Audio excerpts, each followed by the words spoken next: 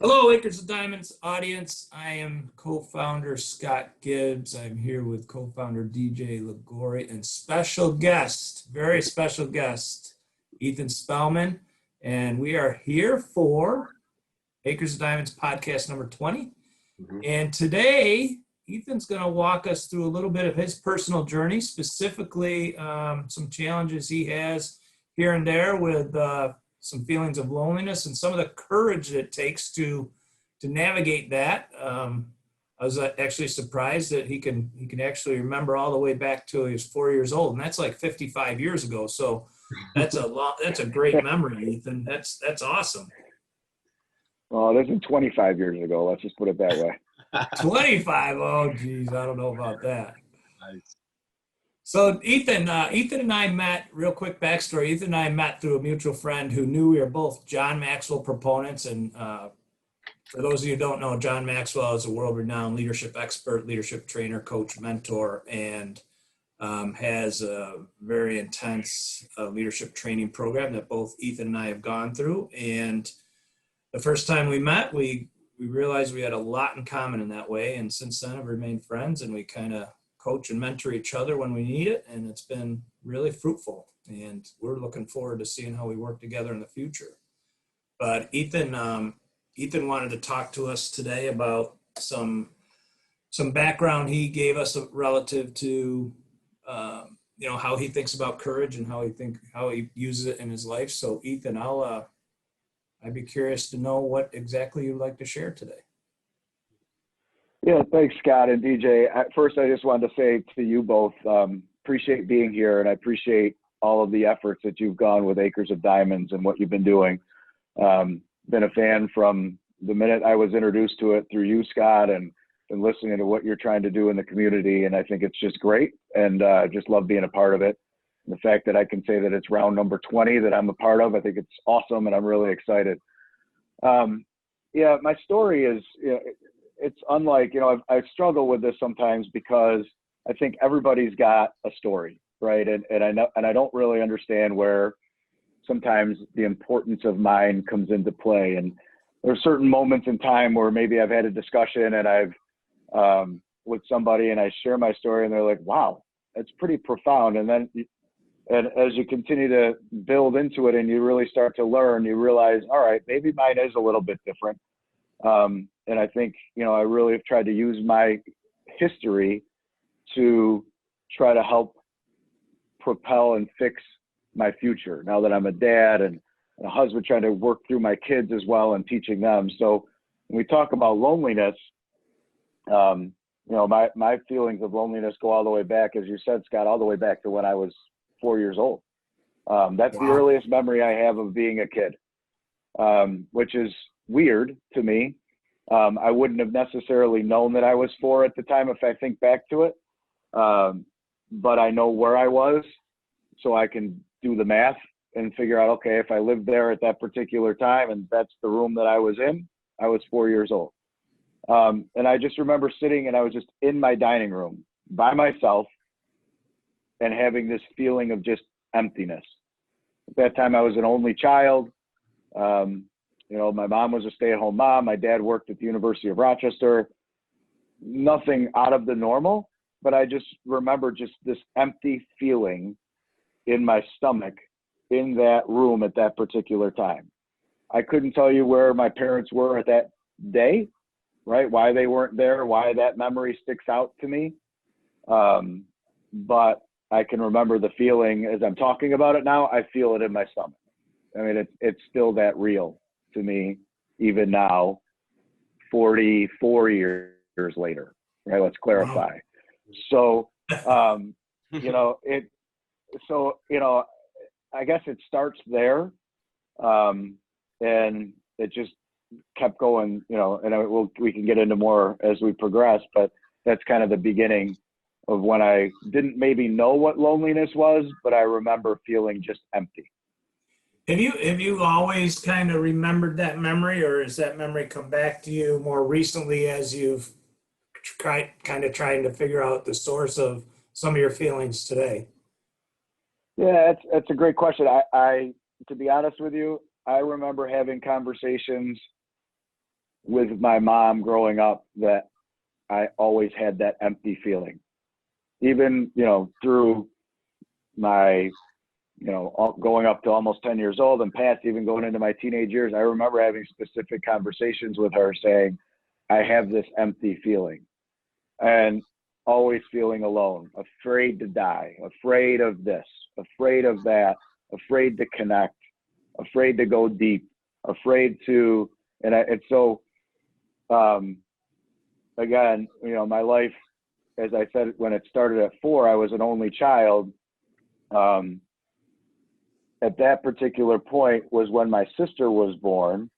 And so, if I could make a link, maybe that was the beginning, right? Where I went from being an only, and this is just as I'm talking to you now, strangely enough, this is something I'd never connected the dots, right? Where maybe that was the moment.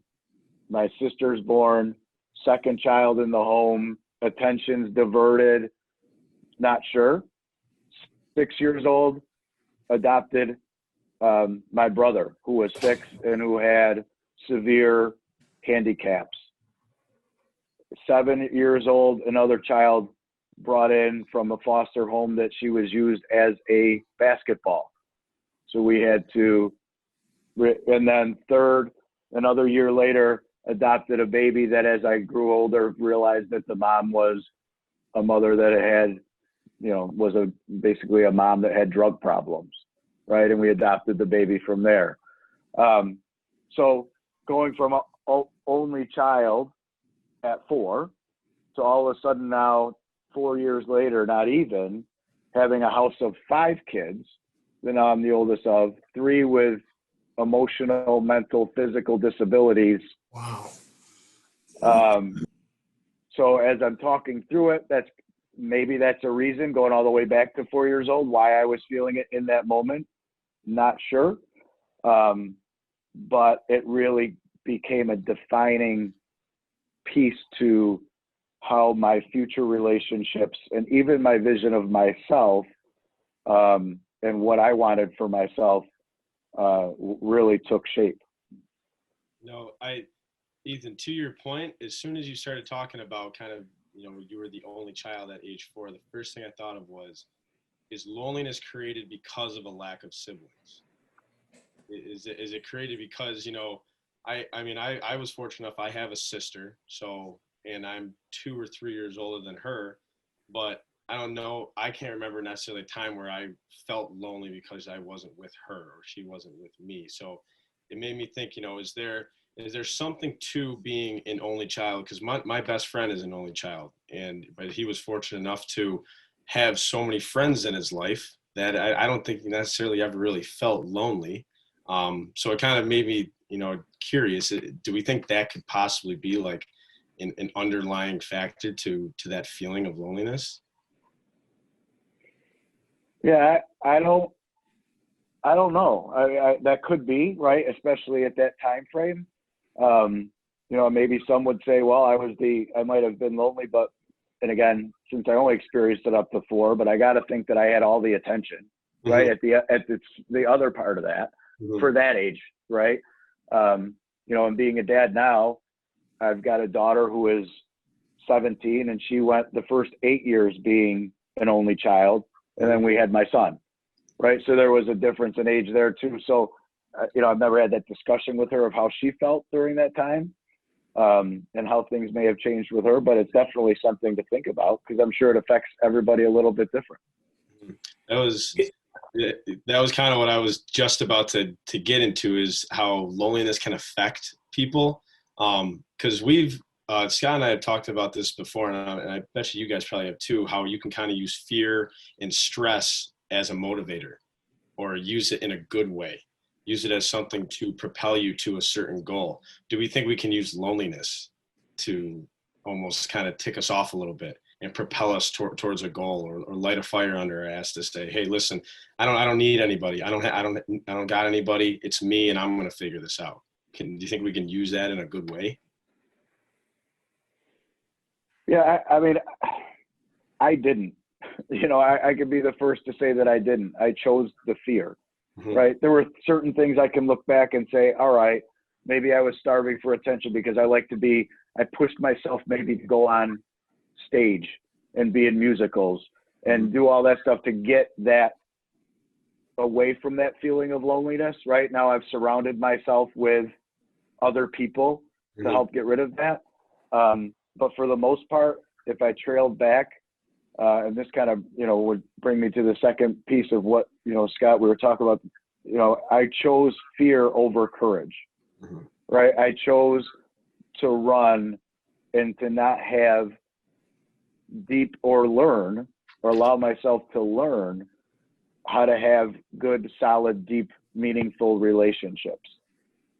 Because if I felt like that, going all the way back and all the way through school and all the way through even into my 20s and 30s, and even today I battle with it. And, if I were to look at my life from the outside, I'd be like, why is that even something that's on your radar? Right. But I've, up until recently, I chose the route of fear, and I chose the route to not figure it out and not try to take that next step, and really try to understand what it truly means to be courageous. And I think I fell victim to the loneliness that I had felt going all the way back to 4 years old, to what I was never really able to try to understand along the way, due to multiple family, whether it was the influx of the adopted children, to divorce, to multiple marriages, to, all of the different things that come along with that. It captivated me, and I was unable to initially shake it. I'll tell you, listening to you two guys, it's fascinating to me. Ethan, I think when our family was going through our challenges with our oldest son, Marcus,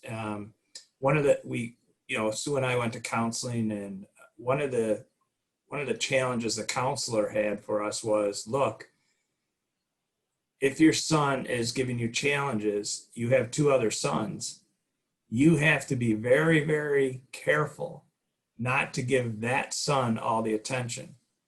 So I'm wondering if that's, you went from getting all the attention, right, as an only child, to then not only get less attention, but maybe, the other kids, it sounds like, potentially needed inordinate amounts of attention. So let's say by the time you have 5 kids and you're supposed to be getting 20% of the attention, maybe you're only getting 3% or 4% because the other ones had special, like you were saying, special needs, right? And if we weren't told that by a counselor, I think we would have, had bigger challenges than we have today with our 2 youngest sons, because we had to really intentionally and deliberately make sure that all of our energy wasn't going to the challenges, right? So the other thing I really liked, I heard both of you say it a little differently, is I like that, like the reframing the loneliness into independence. Yeah. Right. So coaching, Ethan, as you continue to evolve your coaching skills, coaching is a lot about reframing, right? And reframing your life story right now as, holy shit, what a great story of independence. What a great story of courage to overcome all those obstacles, right? There's a lot of data around CEOs of companies that have, there's an inordinate amount of CEOs that have ADHD and or dyslexia.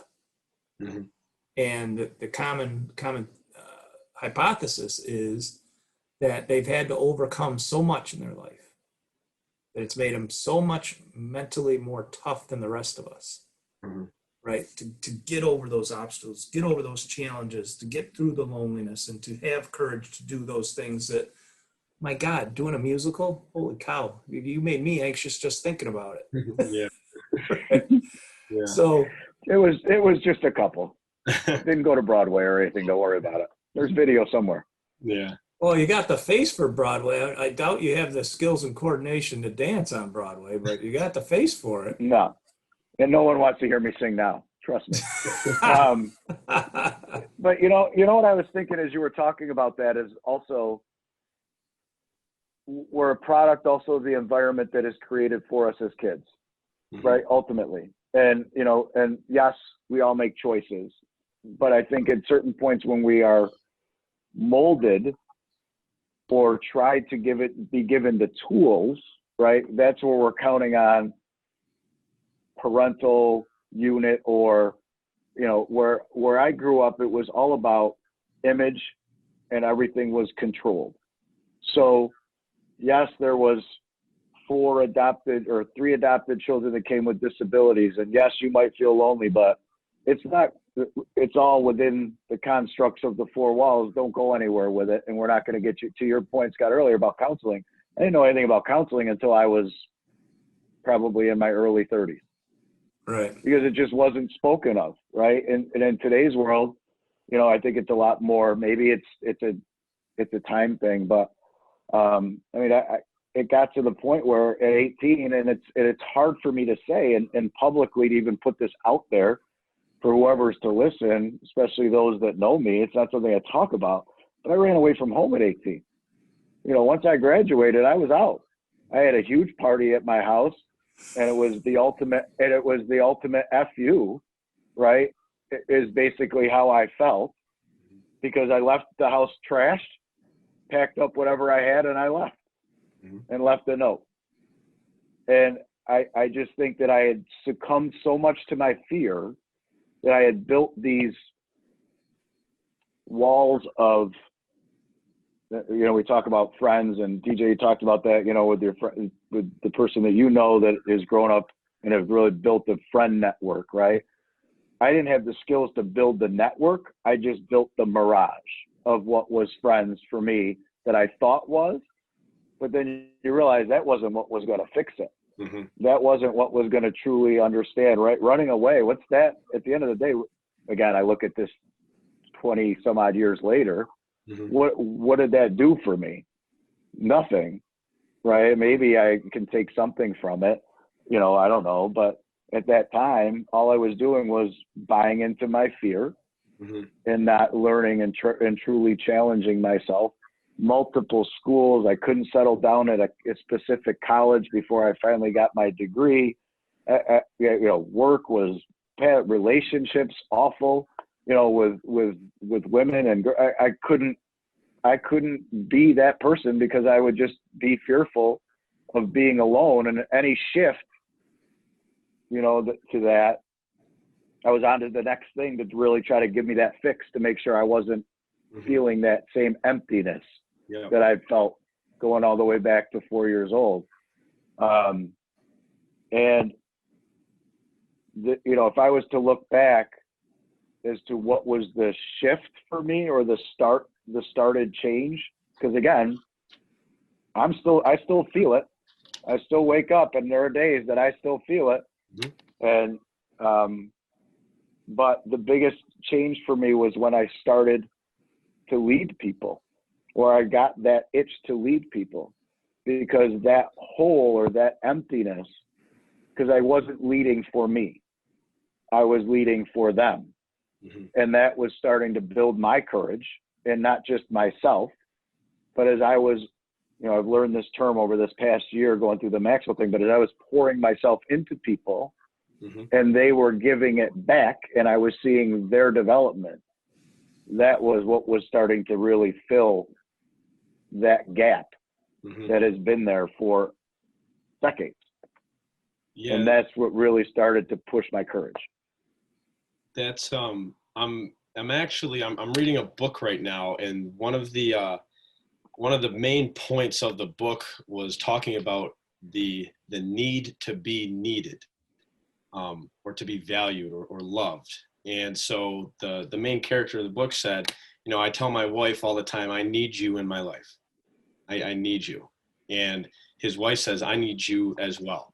And he said, there's nothing bad about telling someone else that, one, I need you, and then wanting them to say, that they need you back as well. Because he said, and he kind of, and I read that and I was like, wow, that's such an interesting thing to think about, because I immediately thought, all right, it's a selfishness act, they need me there. They need me. They can't do this without me. But it's more of a form of love, and it's a form of connection where, I always love to tell people, I tell my friends this, my life is better because you are in it. I enjoy the company that you bring into my life. One of my very good friends, Cody Harris, him and I were talking once, and he said, humans are completely wired to be social. We're wired to be connected with people. And Scott, you've said this before, how do we punish prisoners? We put them in solitary confinement. So we're completely going against the need that we all need. So you're going against probably human psychology at some point. And so it kind of connected a little bit to this whole COVID thing too, with all of us being isolated by ourselves and being told to not connect with people. That's something that definitely instills loneliness. And at that point, we have to then find that courage within ourselves to be like, all right, I still have a good family. I still have good friends. I'm wired to want to be needed by them. And I think understanding that is very important to being okay with yourself and being okay with needing other people.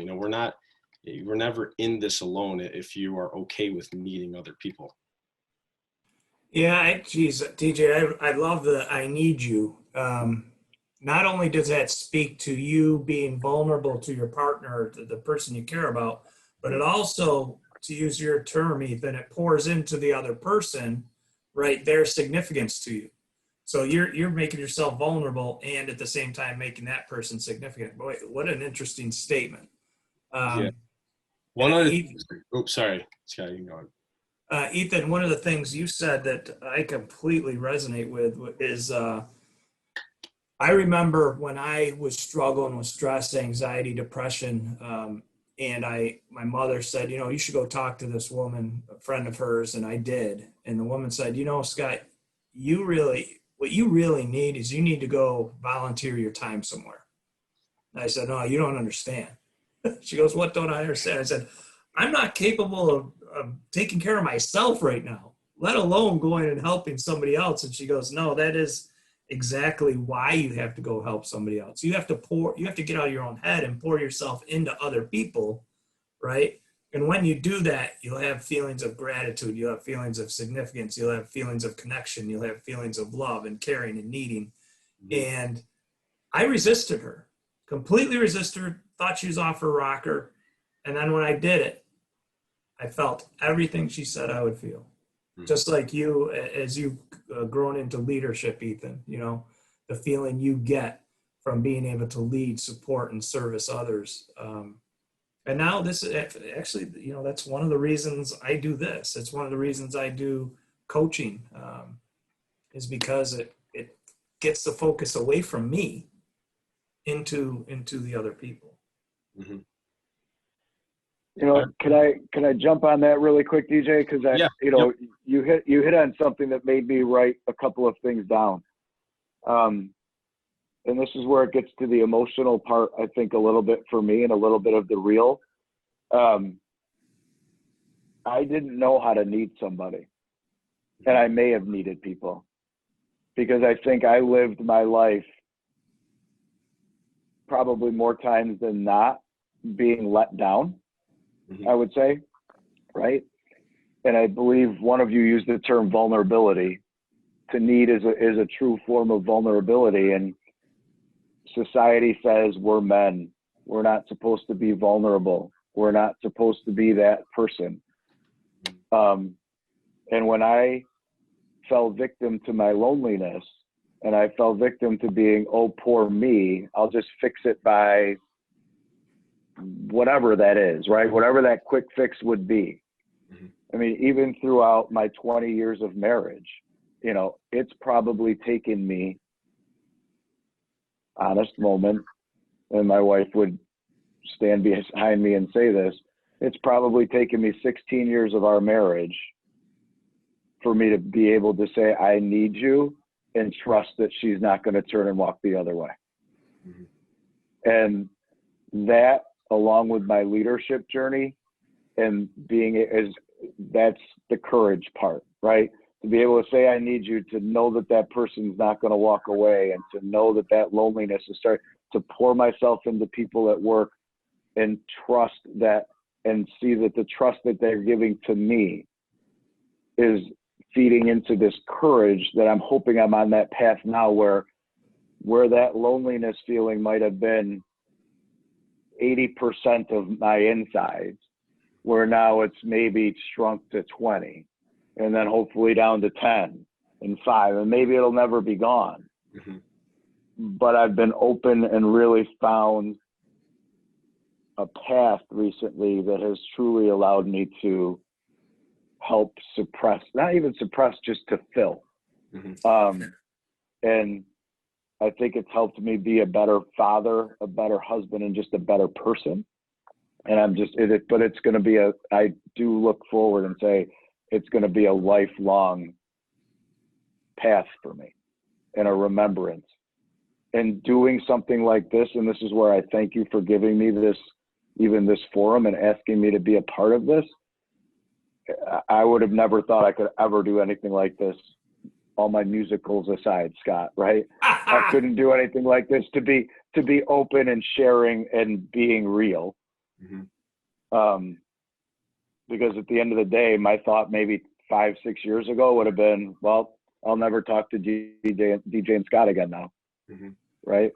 Yeah, So, I tell you, this whole vulnerability thing, Ethan, I am so glad you leaned into this a little bit, because as you were talking and you said that, as a man, we're conditioned to not show our vulnerability. That's 100% true. Mm-hmm. At the same time, it's not just men. Women are conditioned that men aren't supposed to show vulnerability. So what the transition I've gone through since Marcus passed away was this, and it's more actually it's just more recently that I've come to recognize when I cry, like if I cry when I speak, I used to be really embarrassed by that, right? And now, and since then, since I started doing that a couple times, I was like, you know what, it is what it is, right? I'm crying is honoring my journey. It's honoring my family's journey. It is what it is. Whatever. And I started interviewing people afterwards and said, hey, what did you think in that moment that I was crying? Like, how did you feel seeing me up there? And they said, oh my gosh, so strong. So strong. I could never do that. Right? Number one, they couldn't do the public speaking. Number two, they couldn't let their vulnerability out like that in public. Right? And I said, that's really interesting. They said, why? And I said, because in that moment that you thought I was so strong, I felt extremely weak. Mm-hmm. I felt naked. I felt awful. So now I do it not because it makes me feel awful, but because I know the impact it has on the audience, right? And that's, I think, the realization, whether you've articulated that or not, you're starting to realize, right? Yes, your vulnerability and your humility about your journey doesn't feel great, but the people that will see you, that will listen to you, that will be able to relate to you and will have the same experiences will be forever benefiting from today and what you've said. Yep. And to that vulnerability aspect, and I think, Ethan, you hit this right on the head of the nail there. Our society has shown us men as, Dwayne the Rock Johnson or these massive, big, strong men, and it's seems like such a negative to have an emotional side to a male. And I've actually never publicly said this, but every pregame speech that I gave to the Fisher football team, I cried at every single one of them. And I got emotional at them. And I remember the last one I gave, I said, I want to say sorry for crying up here in front of you guys. And the other captain said, don't you dare apologize that. And they basically said, that's the stuff that we remember. And that's the stuff that that basically tells us this kid gives a shit about us and winning. And they said that was the strongest and most motivating aspect of the whole speech. So I mean, even a couple podcasts ago, Ethan, I'm not sure if you saw this, but Scott and I had to thank somebody who made an impact in our lives, and both of us got emotional on camera. And that one had one of the highest viewed podcasts we had. So I actually got a couple messages from people saying, how strong that was and how authentic it was and how real it was. And it basically it puts us out there as not only individuals, but as men, and basically says, listen, this is who I am. You can love it, you can hate it, whatever you want. It's your decision. But this is me. And here's me showing my vulnerability aspect of my life. And I'm being as real as I can with you right now. So I think that's courage in a nutshell right there. Courageous people are okay with talking about failure, with talking about things that they're not happy about, things that they're embarrassed about. That's one of the first things I tell a lot of the Acres of Diamonds clients that we're fortunate enough to work with is, listen, you're going to hear stories about me you probably don't want to hear, and things that I might not want to hear again. Things that, I've told Scott this, I've let athletic teams down before, but at the same time, I've won games for athletic teams. So it's kind of like that Derek Jeter thing. If you throw the game-winning touchdown, you have to also be okay with having the game-losing strikeout or the game-losing interception, kind of like that Russell Wilson one. So, that's courage. I think being okay with the vulnerability aspect. I think people are severely attracted to that level of authenticity. Powerful stuff, for sure. Yeah, Ethan, I really want to thank you for sharing that. And just a quick aside to kind of put all this in perspective for us, because all three of us want to lead. We want to lead groups of people. We want to lead ourselves. We want to lead our families. Excuse me. If you look at any movie that's been made in Hollywood, it follows the script that we just heard from Ethan, right? At some level, we look at Ethan. I mean, Ethan's for those people that don't know Ethan, Ethan's a really squared away guy. Obviously very good looking, very athletic. He's a runner. He's a very accomplished soccer player. He's bright. He's got a great job with a financial firm, great leadership principles that he engages in. And so, he automatically, a guy like that, you put him up on a pedestal, and then he goes and he tells you, hey, I've got the same challenges as everybody else. Maybe a little different context, but you view me as this outside world. Well, there's days that I'm down here, just like the rest of us. And then, I'm fighting like hell right now, the last 5 years to come back up and, be where maybe the outside world perceives me. I go through it too, Ethan, and I really, I think the real courage, ironically, the real courage today actually came in you telling your story. It wasn't the story of the courage. It was actually courageous to tell the story. That's pretty interesting. It's a good line. Are you courageous enough to tell your story? Yeah. I think that's it. I'm walking away with that. I'm writing it down as we speak. I like that. I am too. I like that one, DJ. Yes. Courageous enough to tell your own story and to tell it truthfully. Correct. Guys, I can't thank you enough. I don't know how we are on time, but I'm walking. Couple more minutes, Ethan, if you want to give us some. Yeah, shots. I think, I'm walking out and I'm feeling this. It's weird. I'm feeling like a weight's been lifted off, where I'm just feeling like I can breathe. It's a weird feeling right now, how I feel. And, I think for so long in my life, I was so focused on, as you talked about, Scott, that image, right? What does the outside see, and how do I live up to that? and not, going back to that whole vulnerability, how I can't let them see behind that screen, right? Behind the curtain. And, whether it's that, that you hear the stories all the time. And I think, that whole progress towards perfection, right? And I think for a long time, it wasn't even about that. It was about, I felt I always needed to be perfect. I needed to be on point. I needed to push my loneliness aside, or how I was truly feeling about myself, to portray this image that was always here. And it always hasn't been a favorable outcome for me. And with that, this learning process that I'm going through, continuing to go through, this being another piece of that, and a thankful and welcomed one. And I thank you both for this opportunity.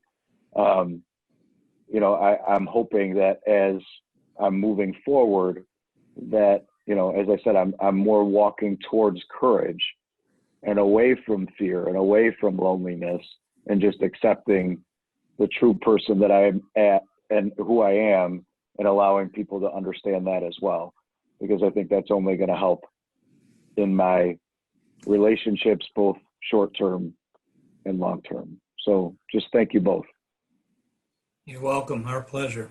Yes, thank you, Ethan. That'll wrap up podcast number 20. Ethan, thank you so much. DJ, always a pleasure. I wrote down a quote from each of you. That's going to be great. Thank you very much. Have a great night. Good. Guys. Thank you. Thanks. Bye.